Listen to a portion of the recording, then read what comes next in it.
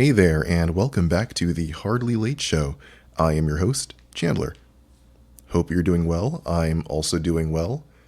If you remember from last episode, episode 11 on Ready for Routines, I mentioned my desire to start establishing some good habits for myself, and I just wanted to say, huge pat on my own back, I have been doing some good habits. I will be honest, I have not gone to the gym yet, but that is on the agenda. But I've been doing a lot of other things. I have still been writing weekly. That's been very helpful, just to sort of get out of my own head and put it onto paper. And I find that it helps break me out of circular thought patterns, so I'm not constantly replaying the same thoughts over and over. It also helps with anxiety, I guess, general anxiety about things, because I can, put it on paper, see it, have it be more concrete, and then have a bit more of a method to addressing those anxieties as opposed to just kind of sitting on them while they fester into something more. And what I'm most proud of, I've been preparing my own food at home recently. I've only been to fast food places 3 or 4 times this past month, which is awesome because I'm saving a lot of money. I'm also not running out constantly to buy food or eat junk food. And sometimes if I get really deep into my day job and I'm working too much and I'm kind of not focusing on my own body, I will sort of wait until I'm super hungry or on the edge of starvation before I'm oh my God, I should eat something. And then now I'm crawling out of my apartment to go buy fast food or something that's pre-prepared when I can just, have groceries at home and prepare stuff and just put it in the fridge for later. And that's been helping me feel a lot more secure and grounded. I know I talk a lot about survival mode, and I think that kind of comes into play a little bit because it does feel like when you're frantic and looking for any resource and to just shovel into your mouth, and it's I don't have to live like that. I can just have food in my apartment and just make it and just have it be there, and that's comforting. And I guess I never really appreciated that before because I've just always been in such a go go go, work work work, ignore your own needs kind of mode for so long. And I'm slowly learning and growing and adapting. So it feels good. And I'd say that's been a pretty big theme for this past month for myself, which is identifying my own needs and trying to set up or establish habits and routines that will help me meet those needs as opposed to blatantly ignoring them by procrastinating or engaging in bad habits and just doing everything except the thing that I'm supposed to be doing for myself, even if that's just prioritizing the needs of other people like my family, even though they're adults and they can meet their own needs, and just sort of being extra available to any and everything except for myself, which is kind of sad when I say that out loud. But yeah, I'm learning as always. And I'm feeling pretty good. I feel like I'm in a much better place than I was when I made the last episode, where I haven't done anything to really have a good habit or a good routine. And, I'm working up the courage, working up the motivation to step foot in that gym. And when I do, by golly, it's over for all of you. I'm kidding. But yeah, it's just on the agenda and it'll happen. But I don't want to, like I typically do, jump into the deep end and go super hardcore. And then, I miss one day and then I'm beating myself up about it. And then I'm okay, well, I messed up the streak. So there's no point in even continuing or trying. And that's just not a good place to be. So yeah, just taking it little by little, step by step, doing the little things that I can do, that I can muster, and, feeling accomplishment in that. It's only a good thing that I'm doing things like cooking food at home and being more mindful of my time. And yeah, I'm excited to see where that goes. I think slowing down and just sort of getting low to the ground and taking stock of my needs and what I have and what I can do with my resources and just sort of working on the things that I can control have has been very helpful, at least for me, during this current time. Just to take a step back into the macro, as of November 2022, we're still dealing with COVID. We're dealing with inflation. We're dealing with a recession. We're dealing with like housing market shenanigans. We're dealing with company layoffs, at least in America. And it just feels like a really unstable time in general. And for someone like me who struggles with survival mode, this is like a tinderbox for that kind of thinking. And I have to stop myself and remind myself that, stop catastrophizing and thinking of worst case scenarios that are not going to happen or have not happened and that you have no proof of that will happen. The best thing I can do is just work with what I got. And that includes these small habits like cooking food and writing. That's keeping me stable in these turbulent times. Because if this happened before I started this podcast, I would have been like, I need to work not only 2 jobs, but 3 jobs and never have a day off because who knows?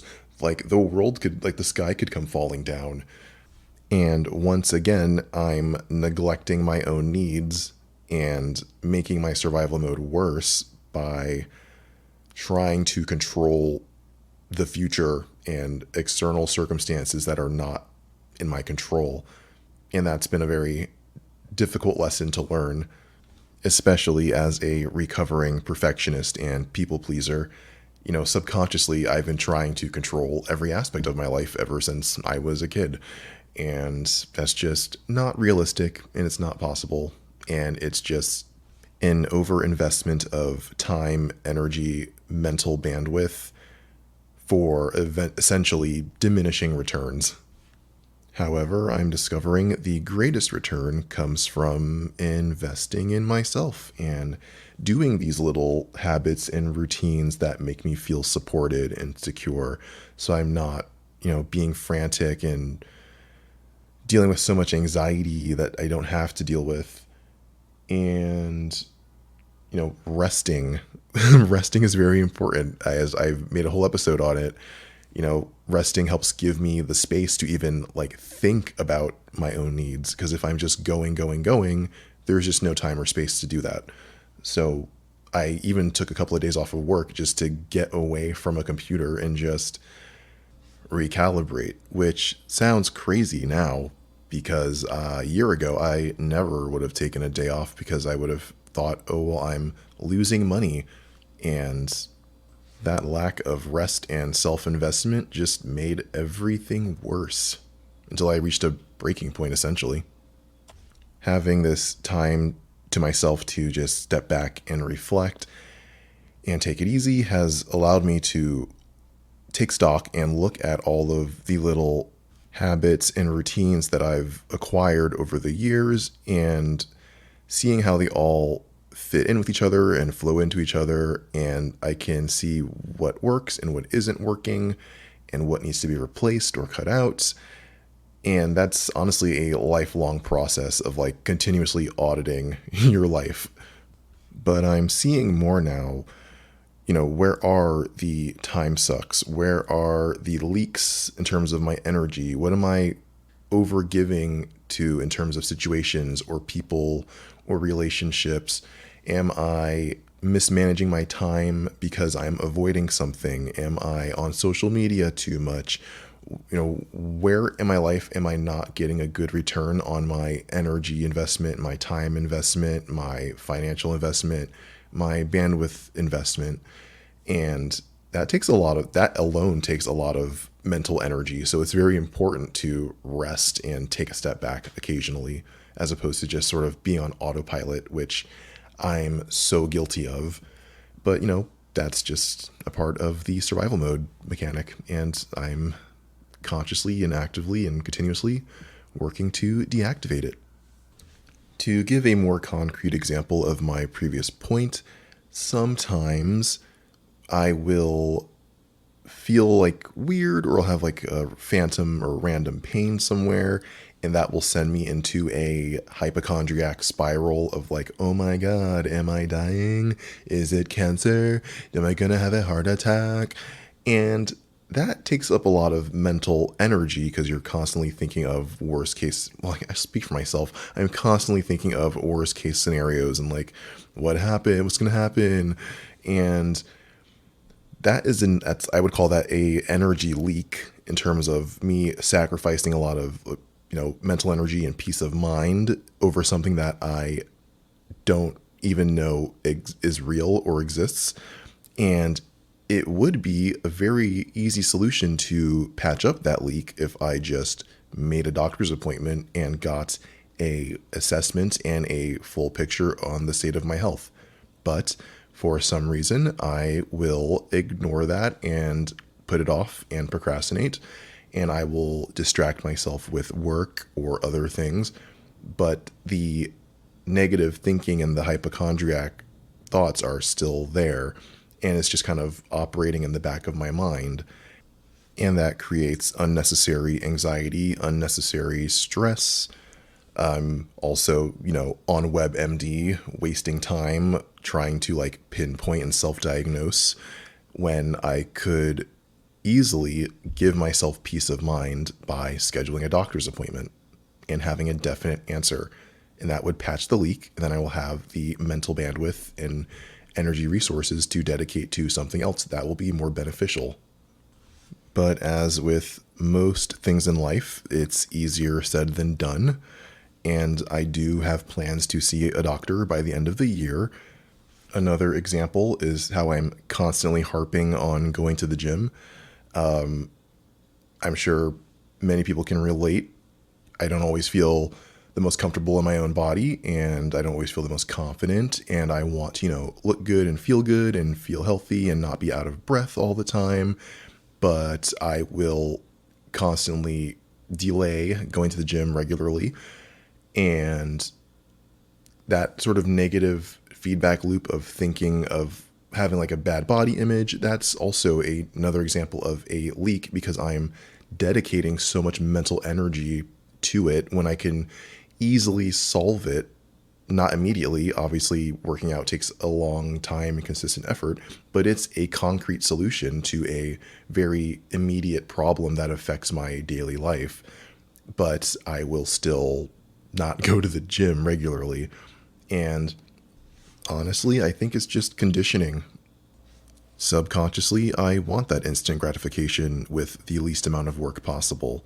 Subconsciously, I want to avoid what I perceive as suffering or sacrifice or discomfort, even if it's for a long-term benefit.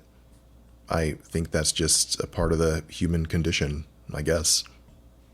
But if I patched some of these energy bandwidth leaks, like, avoiding the doctor or spending too much time on social media, I could then take that energy that I'm saving and redirect it to going to the gym. And that sounds really simple and it sounds like common sense, but you can have all the awareness in the world and never implement the knowledge or the learnings. And, I wish I had like a galaxy brain seeing the matrix code and being able to like see exactly where all the energy in my life is flowing and where it's being squandered and how I can like, reprogram everything. But that's like such an internal lifelong process. Like I'm not there yet. I have not opened a third eye of any kind. And this podcast has been very helpful in sort of getting me there, not like a fantastical sense, but just like being more aware of my own existence and being more aware of how I'm in relationship to all of the different parts of my life, like my relationship to money, my relationship to work, my relationship to my health, physical and mental, my relationship to my friends, my relationship to my family. Like everything is sort of interdependent and interconnected, I guess, if you want to get like woo woo spiritual. And I'm just hoping that someday I can, have enough awareness and expertise to reclaim enough personal power so that I can actually identify these relationships and rebalance them if they are imbalanced or if they're in a negative relationship. And I think that, will create a much more holistic, wholesome, integrated existence. I guess that is the meta goal for my life. But yeah, baby steps, day by day, and making a sandwich in my own kitchen instead of spending $10 on a burger and fries is a really small but amazing start to that. Thanks again for sticking around for another episode. If you have any questions, comments, compliments, feel free to email at hardlylateshow@gmail.com. As always, no pressure, no rush. It's always a good time. You're hardly late. Bye for now.